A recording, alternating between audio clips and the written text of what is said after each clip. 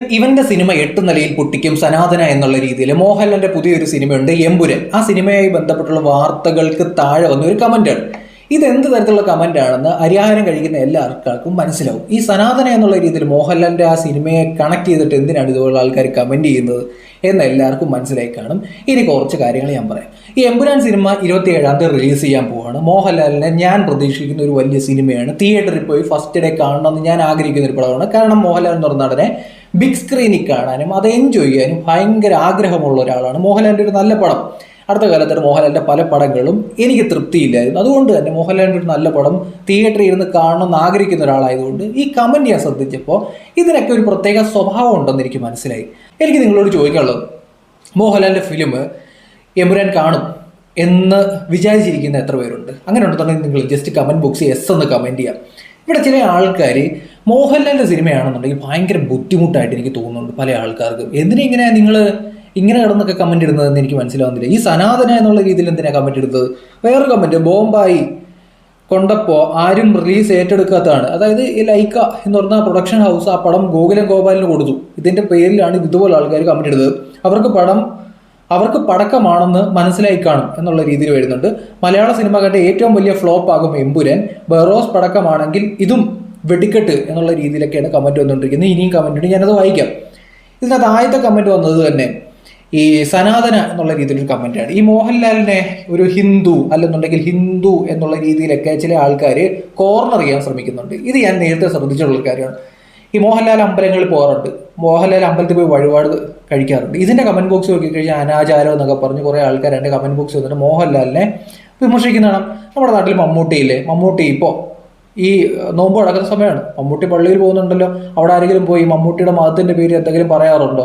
അതൊക്കെ ഓരോരുത്തർ വ്യക്തിപരമായ കാര്യമല്ലേ. മോഹൻലാലിന് മമ്മൂട്ടിക്കും മതം ഉണ്ടെന്നുണ്ടെങ്കിലും രാഷ്ട്രീയം ഉണ്ടെന്നുണ്ടെങ്കിലും അല്ലെങ്കിൽ മോഹൻലാൽ പ്രധാനമന്ത്രിക്ക് കത്തെഴുതുന്നുണ്ടെന്നുണ്ടെങ്കിലും അതൊക്കെ മോഹൻലാലിൻ്റെ വ്യക്തിപരമായ കാര്യമല്ലേ, അല്ലെങ്കിൽ മമ്മൂട്ടിയുടെ വ്യക്തിപരമായ കാര്യമല്ലേ LDF ഗവൺമെൻറ്റിനെ പിന്തുണയ്ക്കുന്നത്, അല്ലെങ്കിൽ കൈരളി ചാനൽ പോലുള്ള ചാനലിൻ്റെയൊക്കെ മേധാവിയായിട്ടിരിക്കുന്നത്. അതൊക്കെ അവരുടെ വ്യക്തിപരമായ കാര്യമാണ്. നമ്മളൊരു സിനിമ വരാൻ നേരത്ത് അയാൾ അമ്പലത്തിൽ പോയതുകൊണ്ടോ അല്ലെങ്കിൽ അയാളുടെ മുൻ പ്രസംഗങ്ങൾ കൊണ്ടോ ഒക്കെ ആ പടം പൊട്ടിപ്പോകും എന്ന് പറയുന്നതിനോട് എനിക്ക് യോജിപ്പില്ല. അങ്ങനെ കുറച്ച് കലാപരിപാടി നമ്മുടെ നാട്ടിൽ ഇപ്പോൾ നടക്കുന്നുണ്ട്. ഇതിൻ്റെ അത്രയും വൃത്തികെട്ടൊരു കലാപരിപാടി വേറെ ഇല്ല എന്ന് പറയാതിരിക്കാൻ പറ്റത്തില്ല. ഇതുകൊണ്ട് തന്നെയാണ് ഞാൻ നേരത്തെ ഉണ്ണിമുകുന്ദൻ്റെ സിനിമ ഇറങ്ങിയപ്പോൾ ഞാൻ സപ്പോർട്ട് ചെയ്തത്. ഞാൻ കണ്ടിന്യൂസ് ആയിട്ട് വീഡിയോ ഇട്ടിട്ടുണ്ട് ഉണ്ണിമുകുന്ദൻ്റെ കാര്യത്തിൽ. ഇവിടെ ഉണ്ണിമുകുന്ദൻ ഒരു സിനിമ ഇറങ്ങാൻ നേരത്തെ ഇതുപോലെ കുറച്ച് ആൾക്കാർ വന്നിട്ട് ഉണ്ണിമുകുന്ദൻ്റെ സിനിമയാണെങ്കിൽ സിനിമ ഇറങ്ങുന്നതിൻ്റെ തൊട്ട് തലേ ദിവസം വരെ ഇവിടെ നിന്ന് ആൾക്കാർ ആ സിനിമ പൊട്ടിപ്പോയെന്നൊക്കെയാണ് പറയുന്നത്. അങ്ങനെ അങ്ങ് ഭയങ്കര പ്രചരണമായിരുന്നു. അവസാനം എന്താ മാർക്കോ എന്ന് പറഞ്ഞ സിനിമ വന്നു, ആ പടം ഭയങ്കര ഹിറ്റായി, നാഷണൽ ലെവൽ ഭയങ്കര ഹിറ്റായിരുന്നു. അവസാനം ഈ കമൻറ്റ് ഇട്ടവരൊക്കെ ആരായി ഞാൻ പറയുന്നില്ല. അപ്പം അങ്ങനത്തെ ഒരു അവസ്ഥ നമ്മുടെ നാട്ടിലുണ്ടായിരുന്നു. ഉണ്ണിമുകുന്ദൻ്റെ വിശ്വാസം പറ്റില്ല. ഉണ്ണിമുകുന്ദന് സോഷ്യൽ മീഡിയയിൽ ഒരു ഹനുമാൻ്റെ ഒരു ഫോട്ടോ ഇടാൻ നിന്നിട്ട് അതിൻ്റെ കമൻറ്റ് ബോക്സ് വന്നിട്ട് ആൾക്കാർ സയൻസ് പഠിപ്പിക്കാൻ നിൽക്കുകയാണ്. ഇവിടെ എല്ലാവർക്കും അവരുടെ വ്യക്തിപരമായ രീതിയിലുള്ള മതമുണ്ട്, ചില ആൾക്കാർക്ക് മതമില്ലാത്ത ആൾക്കാരുണ്ട്. ഇതൊക്കെ നമ്മുടെ വ്യക്തിപരമായ സ്വാതന്ത്ര്യമാണ്. ആ സ്വാതന്ത്ര്യത്തിലേക്ക് മറ്റൊരാൾ കടന്നു വന്നിട്ട് അയാൾ ഒരു സിനിമ അടുത്ത ഒരു പ്രോജക്റ്റുമായിട്ട് വരാൻ നേരത്ത് ആ സിനിമയെ അത്തരത്തിൽ അപമാനിക്കുക, അല്ലെങ്കിൽ ജയ് ഗണേഷ് എന്ന് പറയുന്ന സിനിമ അല്ല ഉണ്ണിമുകുന്ദൻ്റെ വരുന്നു. അന്ന് ഒരു മീഡിയക്കാരൻ ഇരുന്ന് സംസാരിക്കുന്നുണ്ട് ഹനുമാനായിട്ടാണ്. ഈ സിനിമയെ പറ്റി ഒരു ചുക്കും ചുണ്ണാമ്പും അറിയത്തില്ല ആ മനുഷ്യന്, ആ മീഡിയക്കാരന്. എന്നിട്ടും ഉണ്ണിമുകുന്ദനായതുകൊണ്ട് ഹനുമാനായിരിക്കും എന്നുള്ള രീതിയിൽ അപമാനിക്കുന്ന തരത്തിലുള്ള സ്റ്റേറ്റ്മെൻറ്റുകൾ നമ്മുടെ നാട്ടിൽ പല ആൾക്കാർ ഇറങ്ങുന്നുണ്ട്. ഇത് തെറ്റാണ്. ചില ആൾക്കാർ, ഞാൻ ഇപ്പോഴും പറയാം, മമ്മൂട്ടിയുടെ മതം വെച്ചിട്ട് ആക്ഷേപിക്കുന്ന ആൾക്കാരുണ്ട്. എല്ലാം പറയണമല്ലോ, അതുകൊണ്ട് തന്നെയാണ് ഞാൻ പറഞ്ഞത് മമ്മൂട്ടിയുടെ മതത്തിൻ്റെ പേരിലൊക്കെ ആക്ഷേപിക്കുന്ന ആൾക്കാരുണ്ട്. ഇനി അസീസ് എന്ന് പറഞ്ഞ ഒരാളിട്ടൊരു കമൻ്റാണ്, ഗോപാലേട്ട കുറെ കാശ് വെള്ളത്തിൽ ആകുമല്ലോ, ഒരു ജോത്സ്യനെ കണ്ടതിന് ശേഷം മതിയായിരുന്നു, നിങ്ങൾക്കിപ്പോൾ സാമ്പത്തികമായിട്ട് നല്ല കാലമല്ല എന്ന് തോന്നുന്നു, പിന്നെ പൊട്ടി പോലീസായി കുത്തുവാള എടുക്കാനാണ് സാധ്യത എന്നുള്ള രീതിയിൽ എമ്പുരാൻ്റെ കാരണമാണ് ഈ പറയുന്നത്. ഇവൻ്റെ പടം 8 നിലയിൽ പൊട്ടും എന്നുള്ള രീതിയിൽ ഇതുപോലെ കമൻസ് ആണ് ആൾക്കാർ ഇട്ടുകൊണ്ടിരിക്കുന്നത്. ഓൾറെഡി പൊളിഞ്ഞു പാളീസായ ലൈക്ക നോ ഗ്യാരണ്ടി സ്റ്റാറായ മോഹൻലാലിനെ വെച്ച് റിസ്ക് എടുക്കാൻ മുതിരുന്നില്ല. ലാൽ അഭിനയിച്ച ബിഗ് ബഡ്ജറ്റ് സിനിമ 200 കോടിയാണ് നഷ്ടം എന്നുള്ള രീതിയിലാണ് പറയുന്നത്.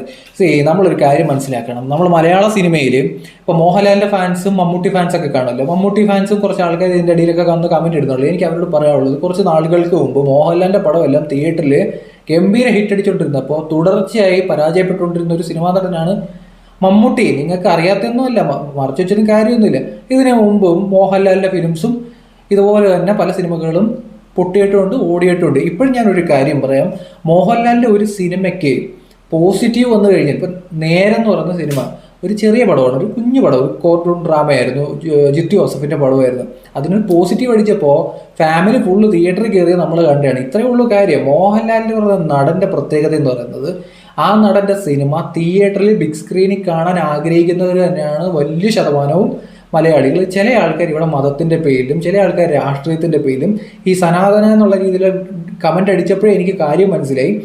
ഈ മതത്തിൻ്റെ പേരിലൊക്കെ ഒരു സിനിമ നടനെ ജഡ്ജ് ചെയ്യാന്ന് പറഞ്ഞാൽ അതിൻ്റെ അത്രയും വൃത്തിയായിട്ടൊരു പരിപാടിയില്ല. ഒരു സിനിമ എന്ന് പറയുന്ന നേരത്ത് അതിൻ്റെ പിന്നിൽ വലിയ രീതിയിൽ ആൾക്കാർ വർക്ക് ചെയ്യുന്നതാണ്. ഇത് മനസ്സിലാക്കണം എന്ന് മാത്രമേ എനിക്ക് പറയാനുള്ളൂ. ഇവിടെ ആൾക്കാരെ അനാവശ്യമായ രീതിയിൽ അപമാനിക്കാനൊക്കെ ഇറങ്ങാൻ നേരത്താണ് തിരിച്ചടികൾ ഉണ്ടാകുന്നത്. ഉണ്ണിമുന്തനെ അനാവശ്യമായ രീതിയിൽ വെറുതെ ആൾക്കാർ പോയിട്ട് ഇതുപോലെ ഓരോന്ന് പറയാറുണ്ട്. ഇതുപോലെ തന്നെ സുരേഷ് ഗോപിയുടെ ഒരു പടം വരാൻ നേരത്ത് ഇത് തന്നെയാണ് അവസ്ഥ. സുരേഷ് ഗോപി BJP കാരനാണെന്നുള്ള രീതിയിലും സുരേഷ് ഗോപിയുടെ പടം വരാൻ നേരത്തും ഈ പടത്തിന് ഇങ്ങനെ വരും, ആ പടം കൊള്ളില്ല എന്നൊക്കെയാണ് പറയുന്നത്. ഏത് തിയേറ്ററിൽ വരുന്നതിന് മുമ്പുള്ള ഡയലോഗ് അടിയാണ് പലപ്പോഴും നമ്മൾ കേൾക്കുന്നത്. നല്ല പടം വന്നു കഴിഞ്ഞാൽ ആൾ കയറും.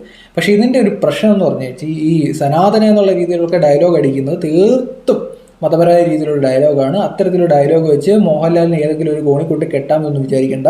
മോഹൻലാലിൻ്റെ ജാതി പറഞ്ഞിട്ടും മോഹൻലാലിൻ്റെ വണ്ണത്തിൻ്റെ പേരിലും മോഹൻലാലിൻ്റെ താടിയുടെ പേരിലും മോഹൻലാൽ എന്ന് പറയുന്ന നടനെ വ്യക്തിപരമായും അല്ലെങ്കിൽ മോഹൻലാലിൻ്റെ ആചാരത്തിൻ്റെ പേരിലും വിശ്വാസത്തിൻ്റെ പേരിലും ചില ആൾക്കാർ മനഃപൂർവ്വം ആ നടനെ ഇട്ട് നൈസായിട്ട് പണിയുന്നുണ്ട്. അത് കുറേ നാളായിട്ട് ഞാൻ ശ്രദ്ധിക്കുന്നൊരു കാര്യമാണ്. ഒന്നും കാര്യമില്ല. കാരണം മോഹൻലാലിൻ്റെ ഒരു നല്ല പടം എമ്പുരാനിൽ നിന്ന് കാണാൻ പോസിറ്റീവ് അടിച്ചു കഴിഞ്ഞാൽ തിയേറ്ററിൽ ആൾ കയറുന്ന കാര്യത്തിൽ ഒരു സംശയമുണ്ട്. നിങ്ങൾ എമ്പുരാൻ കാണാനിരിക്കുന്ന ആളാണെന്നുണ്ടെങ്കിൽ പോട്ടെ, മോഹൻലാൽ എന്ന് പറയുന്ന നടനെ ഇഷ്ടപ്പെടുന്ന ഒരാളാണെന്നുണ്ടെങ്കിൽ തീർച്ചയായിട്ടും കമൻറ്റ് ബോക്സിൽ S എന്ന് കമൻറ്റ് ചെയ്യുക. അതോടൊപ്പം നമ്മുടെ പേജ് കൂടി ഫോളോ ചെയ്ത് സപ്പോർട്ട് ചെയ്യുക.